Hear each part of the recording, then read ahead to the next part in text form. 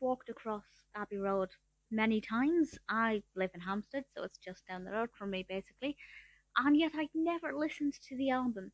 And as part of my Music Idiot series, where I listen to albums and try and discuss them, so in some kind of coherent manner, despite the fact I know basically nothing about music, uh, this was recommended to me.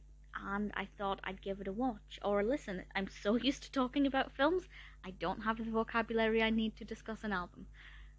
Honestly, I was quite excited to listen to this, not just because I walked across Abbey Road many times, but because I used to like the Beatles. I mean, I like the Beatles, but I just don't know that much about their back catalogue. But I did a project on them at school when I was about 9, and then I fell in love with something when I was about 13, 14, and kind of dipped my toes into a few of their songs. But I've never listened to an album, one of their albums from start to finish, which of course I have done now um, several times. And my initial conclusion is that the songs on this that I like are really cool. They're quite some of them are quite cheesy, some of them I really enjoy, and then there were a couple that just didn't do anything for me. There was no song on this that I did not like. There was no song that I would not listen to, that I would skip when listening to it, but there were some that I certainly liked more than others. So I will go through them track by track and share some thoughts. Given the fact that this is part of my Music Idiot series, don't expect any fascinating insights or complicated analyses. This is me as an amateur discussing these. So we start with Come Together, which is a very popular song, one of the few on this that I'd heard. I think it's hard to dislike this one. Because I'd heard it before, it wasn't really fresh or exciting, but it's fine. It's a nice song, obviously a very popular song. Track 2, Something. Honestly, I love this. I fell in love with this when Kim Metcalf sang it on some comic relief thing. I can't remember what it was, but she sang this and I fell in love with the song, and I've loved it ever since, and obviously delighted to have this on here and so early into the album. It put me in a very good mood pretty much straight away. Maxwell's Silver Hammer is one that made me go, who is Maxwell and why does he have a silver hammer?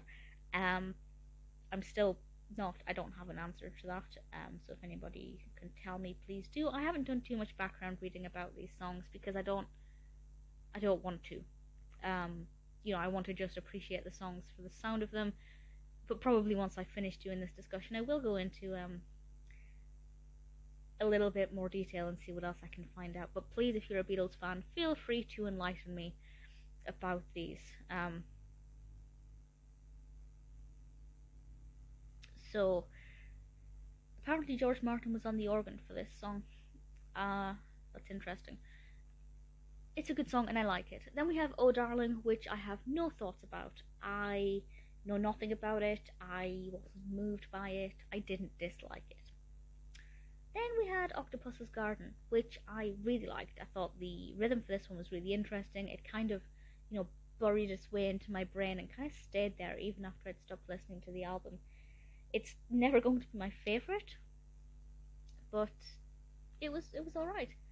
I Want You, parentheses, She's So Heavy, didn't really care for it.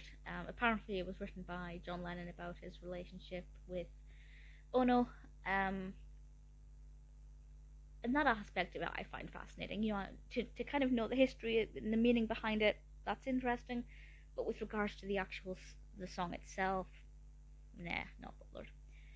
Then we have Here Comes the Sun, which is obviously another really popular one that I've heard this one a lot, as a lot of people have.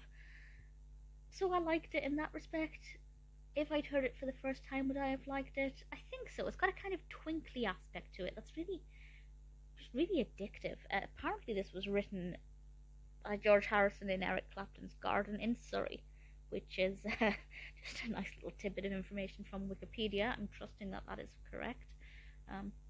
Just interesting. A nice song, absolutely nothing wrong with it. And then after this, I kind of just stopped caring. I didn't, and I listened to the album several times at different points, so I was in a different frame of mind each time. And each time we got to Because, and I just thought, yeah, whatever. And then the medley. Now the medley I didn't listen to as a medley. I listened, I listened to this on Amazon Music, and each one was a separate track. It wasn't until after the fact that I realized it was meant to be kind of all um, in one medley. And I did then listen to it as a medley, and to be honest, I liked it better that way. But because each song in the medley is bite sized, you don't get enough time to get into the rhythm or into the mood or the message. And then when it switches to a different one, it's, I don't know, I just personally find it quite jarring. You know, the Sun King, which I thought was alright, Mean Mr. Mustard, Polythene Pam. She came in through the bathroom window, which I actually did like and would have liked it to have been a lot longer. Golden Slumbers, Carry the Weight, and then The End. And the version I listened to also had Her Majesty on it, which, to end the album, I feel like the ending of the album should have been a bit more powerful and a bit more moving. But that's just what I want from an album. Some people prefer less impactful songs at the end because by that point, you know, you're ready to start again. I don't know. This is my amateur opinion on a Beatles album, and I'm pretty sure a lot of people will have a lot more detailed and expert thoughts on this. I liked the album. There were maybe 5 songs on this that I would actively seek out outside of the album. Would I listen to it from start to finish again? Sure, absolutely. I really like the Beatles. I like their style of music. If you would like to recommend any of their albums for this Music Idiot series, please feel free to. I'm very keen to explore more of their albums, but Abbey Road for the first one in this little series, I think I went with a good one there. Abbey Road obviously means something special to me. Ultimately, I had a pretty good experience with it.